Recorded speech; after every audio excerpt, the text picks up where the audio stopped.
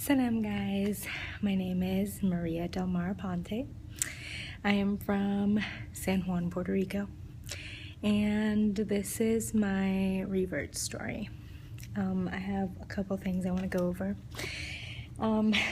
So I grew up in a Roman Catholic family.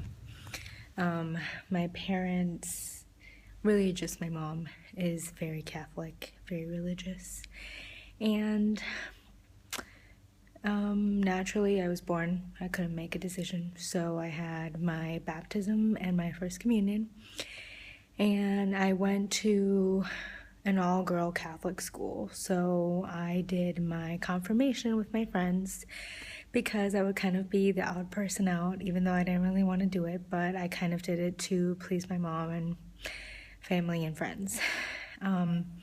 However, as far as I can remember, let me look at my list. I never really felt at home at church. I never felt happy. I never really wanted to pray. I was really disconnected spiritually. I remember as a child, kind of pinching my brother so he would cry, and I would say, "Oh, I'll take him outside."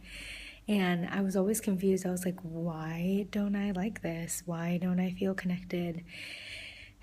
And then I just kind of kept drifting away and not really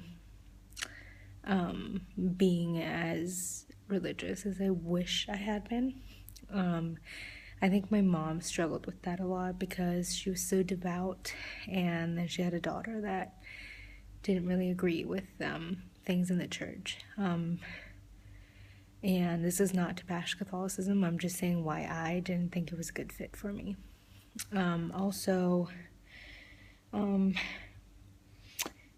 of the things that I remember was in high school, they would call and say, there's a priest at the chapel if you want to go confess. And I was just always really perplexed by that idea. Why do I have to tell him what I did wrong? And he told me a few prayers to do, and then I'm absolved of all my sins.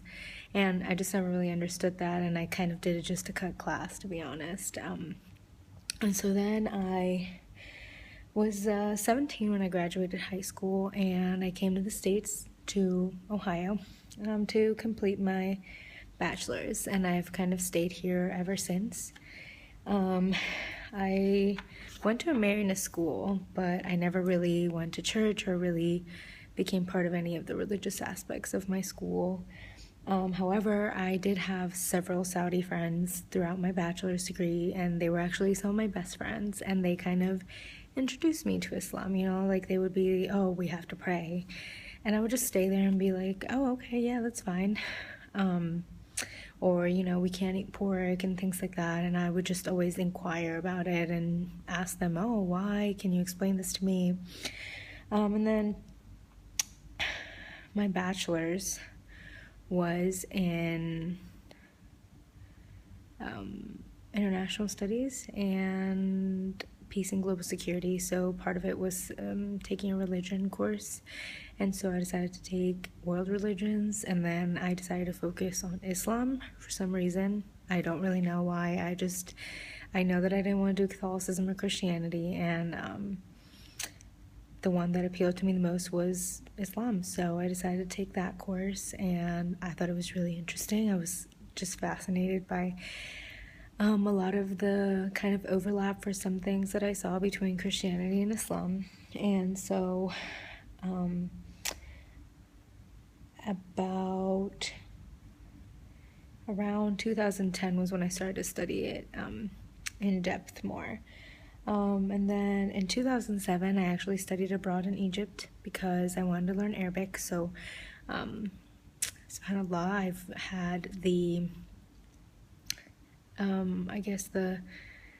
grace of being able to speak more than one language. So I speak English, Spanish, French, and Arabic.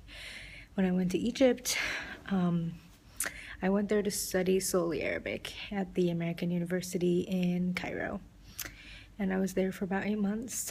And before that, I had studied Islam, and I was just wondering what it would be like to be in a Muslim country. So I decided to go to Egypt, and the first night I was there, I had never really heard the call to prayer, but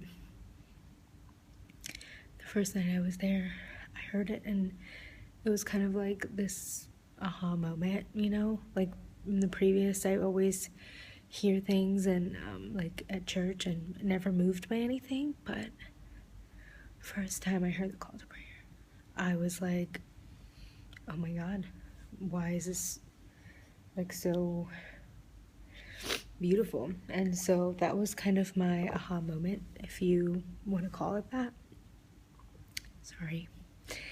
And then I started to kind of want to be closer to God because I was studying and working full time, and so I moved. I didn't see my family for 3 years. My family lives in Puerto Rico, and I didn't see them for 3 years, and I was always telling myself, I'm okay, I don't miss anybody, I'll be fine. But I think it kind of took a toll on me, and I kind of lost perspective of life and lost perspective of a higher power, and I kind of just felt alone and abandoned, and it was harder than I thought it would be. And then in 2010, on December 31st, my grandpa passed away, and my grandpa was my rock. I mean, I love my parents, but my grandpa was one who supported me to go to Egypt. He was from a very small town in Puerto Rico. He never left Puerto Rico, never traveled really, self-made, but he always encouraged me to take adventures, and I heard of his passing, and I wasn't able to go home. That was really hard. December 31st, classes started January 4th, and I felt like I had lost my way, and I needed someone to remind me. And so I decided to turn to Allah. So I turned to Allah for strength, and I took my Shahada in 2012, alhamdulillah. And it was kind of funny because after I took that, I had to have surgery. I had to have my tonsils removed last year, and I saw my parents 3 times last year, and they came to help me for my surgery. I went home to see them in May, and then I went home in December. So it was like that one time that I turned to God for strength, I received seeing my parents 3 times in 1 year when I couldn't see them for 3 years in a row. And so that was also kind of a reaffirming moment. And so I'm fairly new. I still believe that, and a little bit of almost 3 years. I still have a lot to learn. I'm still learning every day. I listen to videos, I read books, I speak Arabic, so I try to read the Quran as much as I can, especially during this month of Ramadan. So Ramadan Kareem to everyone. And so those were kind of the struggles that I had. I'm currently actually in Abu Dhabi. I was blessed with the opportunity to come see some of my friends here and experience Abu Dhabi and spend Ramadan here, which has been absolutely amazing. I got to visit some of my friends in Kuwait as well, and it's just been something that I never thought I'd be able to do. Actually, one of my dreams my whole entire life was to come visit the Gulf, because that's usually the most familiar dialect that I speak. I know Fusha, which is like the traditional, but if I had to choose a colloquial way of speaking, I think that it would be the Gulf Arabic that I'm most familiar with, and this was for free at the mall in Abu Dhabi. And so this is just like a small glimpse into my life, into what made me turn to law and say my shahada and kind of become a Muslim myself. And I still have a lot of things to learn, so I welcome many comments as long as they're positive. And I'm going to tag my Snapchat and my Instagram below, but it's Los Mares, which is LOSMARES. If you have any questions or any advice, I welcome it. And it is 10:11 here in Abu Dhabi, so I'm gonna get ready for bed. Thank you for watching my story.